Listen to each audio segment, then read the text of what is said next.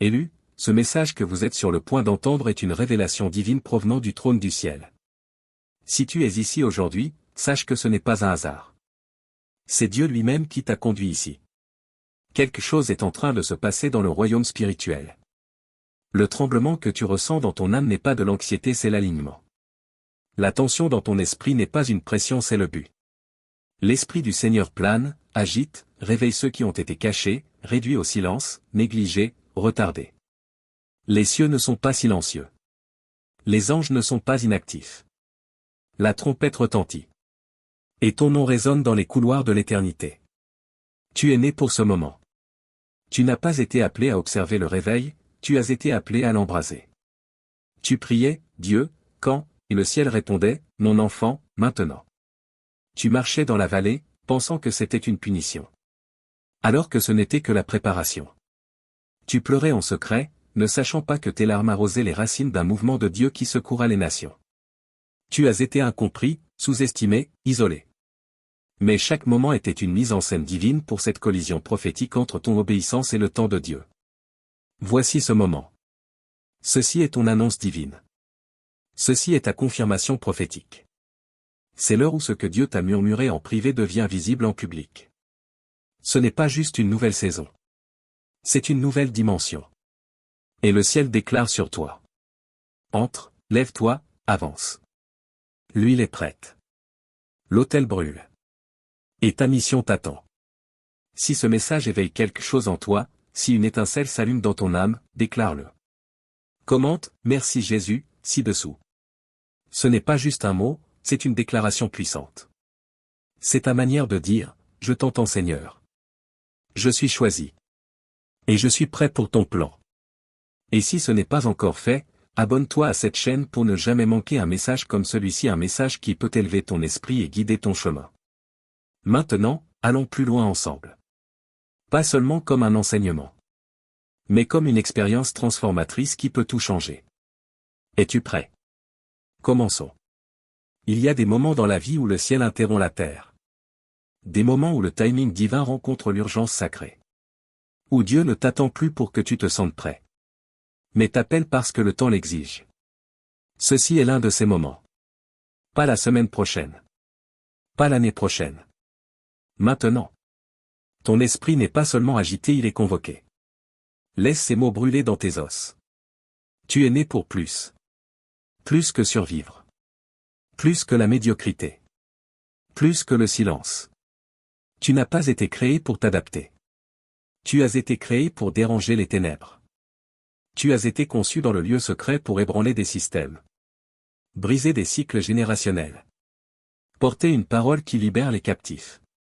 Ta vie n'est pas un hasard. Elle est stratégique. Et maintenant, le ciel appelle ton nom hors de la cachette. Tu as assez longtemps lutté contre le doute de soi. Tu as laissé la peur devenir ton conseiller. Tu as retardé l'appel de Dieu en attendant des conditions parfaites. Mais l'appel de Dieu n'attend pas ton confort, il exige ton obéissance. Il est temps d'arrêter d'enterrer ton appel sous des excuses. Dieu ne te demande pas si tu es qualifié. Il te commande parce que tu es choisi. Dieu déclare. Lève-toi. Le temps est venu. Entre dans ta destinée. La trompette sonne dans le royaume de l'esprit. Elle ne demande pas, elle ordonne. Ton nom résonne dans les cieux. Et le poids de ta mission est activé. Ce que tu appelais retard. Dieu l'appelle préparation. Mais maintenant, la préparation doit rencontrer le mouvement. Romains 13 verset 11 dit. C'est l'heure de vous réveiller du sommeil. Car maintenant le salut est plus près de nous que lorsque nous avons cru. C'est ton réveil spirituel. Il est temps de courir. Il est temps de brûler. Il est temps de proclamer ce que Dieu a mis dans ton ventre. Le monde n'attend pas une copie de plus. Il crie pour ta voix authentique. Ton feu divin. Ta mission portée par le ciel. Avant de marcher pleinement dans ta mission, tu dois comprendre ce qu'est réellement le but. Le monde a déformé ce mot. Beaucoup courent après des postes, des titres ou des plateformes en pensant que c'est ça, le but. Mais le ciel mesure différemment. Le but n'est pas dans ton CV. Il est écrit dans le rouleau éternel de Dieu concernant ta vie. Ce n'est pas un titre, une carrière, une visibilité ou de la popularité. Tu peux avoir tout cela et être encore vide. Le but, c'est l'intention originale de Dieu quand il t'a formé. C'est le « pourquoi divin » de ton existence. Pourquoi es-tu né dans cette génération? Pourquoi as-tu les dons que tu as?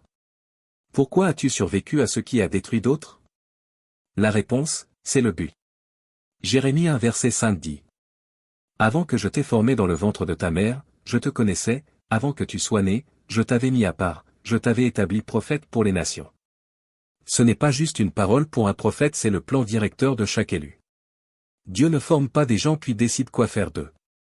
Il conçoit une mission dans son cœur. Puis forme une personne pour l'accomplir. Tu n'es pas une pensée de dernière minute, tu es une stratégie divine. Tu portes quelque chose dont le monde a besoin. Tu ne le vois peut-être pas encore.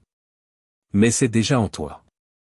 Cela peut être enfoui sous la peur, l'insécurité ou le retard, mais c'est là.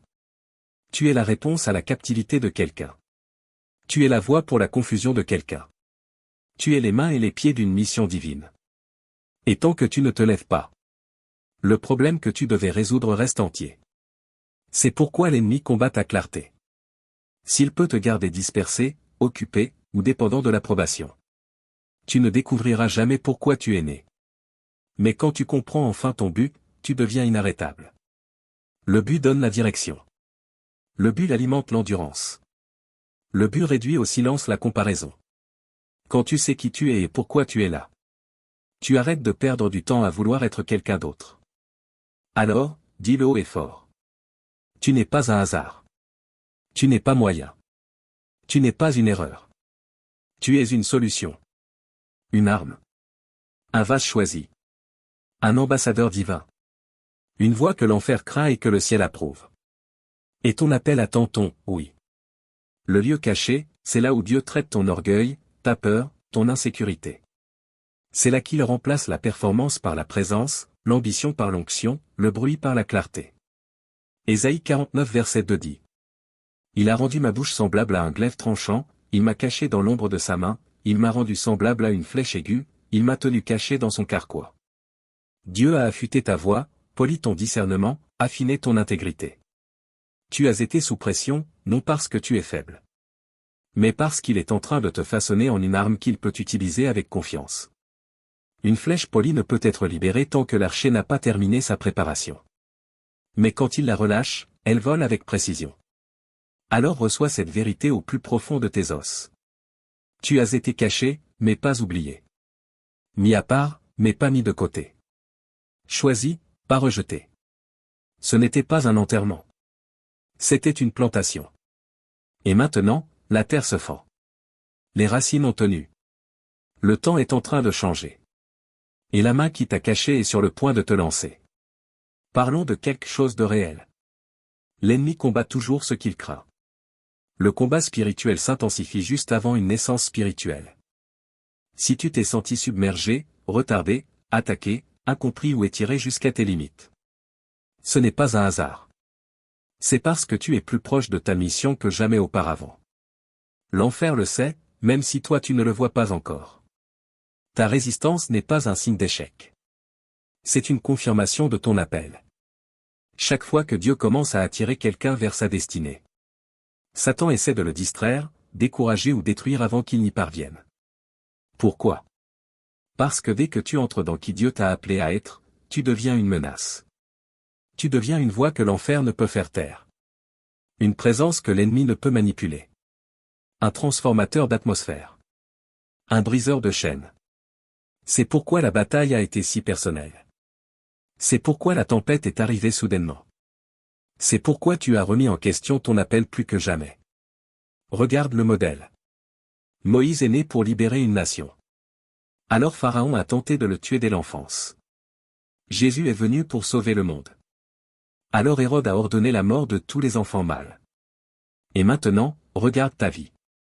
Peux-tu le voir?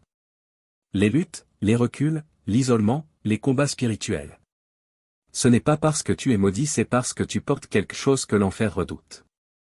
Et tout comme Moïse et Jésus. Ta naissance, ta survie, et ta montée sont surnaturelles. Ésaïe 54 verset 17 déclare. Aucune arme forgée contre toi ne réussira, et tu condamneras toute langue qui s'élèvera contre toi en justice. Tel est l'héritage des serviteurs de l'Éternel. Note bien, le verset ne dit pas que les armes ne se formeront pas. Il dit qu'elles ne réussiront pas. Laisse cette vérité s'installer en toi. L'attaque peut venir. La chaleur peut monter. Les voix peuvent s'élever. Mais l'issue est déjà déterminée. Tu gagnes. Tu es encore là. Après tout, après les pertes, la confusion, la fatigue spirituelle, tu respires encore. Et tant que tu respires, Dieu continue de construire. La douleur n'a pas annulé ton appel, elle t'a positionné. Ce revers n'était pas une punition, c'était de la préparation. Chaque larme versée a arrosé le sol de ce que tu es sur le point de vivre. Le feu ne t'a pas détruit, il t'a affiné. Alors laisse-moi te dire ceci avec assurance. Si l'ennemi n'a pas pu te détruire quand tu étais faible, blessé et incertain, il n'a aucune chance maintenant que tu tiens debout dans la révélation. Tu as vu la fosse. Tu as traversé le désert. Mais le but te tire en avant. Et rien, aucun démon, aucun retard, aucun doute ne peut arrêter ce que Dieu est sur le point de faire à travers ta vie. Prépare-toi. Le combat était juste la preuve que tu portes de la puissance. Tu n'as pas besoin de la carte complète, tu as besoin de foi. Dieu donne rarement le plan entier avant de dire « va ». Parce qu'il ne t'appelle pas à tout comprendre. Il t'appelle à le suivre. Le but se révèle étape par étape, pas d'un seul coup. Si tu savais tout à l'avance, tu serais tenté de t'appuyer sur ta propre sagesse. Au lieu de dépendre de sa voix. Alors Dieu te donne juste assez de lumière pour la prochaine étape. Parce que ce qu'il cherche vraiment, c'est ta confiance. Proverbe 3 versets 5 à 6 dit. Confie-toi en l'Éternel de tout ton cœur, et ne t'appuie pas sur ton intelligence, reconnais-le dans toutes tes voies, et il aplanira tes sentiers. Le mot soumettre, ici, ne veut pas dire hésiter. Il veut dire se rendre complètement. Il veut dire, Dieu, je ne comprends pas, mais j'y vais quand même. Parce que ton obéissance ouvrira toujours des portes que ta compréhension ne peut pas ouvrir. Tu n'as pas besoin de voir tout l'escalier, fais juste le premier pas. Peut-être que tu te demandes. Et si je ne suis pas qualifié? Et si je me trompe? Et si je ne sais pas ce que je fais? Mais fais une pause et inverse ces questions. Et si quelqu'un attend d'être libéré par le témoignage que tu as peur de partager? Et si ton « oui » brisait des chaînes générationnelles? Et si Dieu écrivait le miracle de quelqu'un d'autre à travers ton obéissance? Le monde n'attend pas une version parfaite de toi, il attend le vrai toi, obéissant et sincère. Celui qui dit. Je ne sais peut-être pas comment ça se termine, mais je connais celui qui m'envoie. Et ça suffit.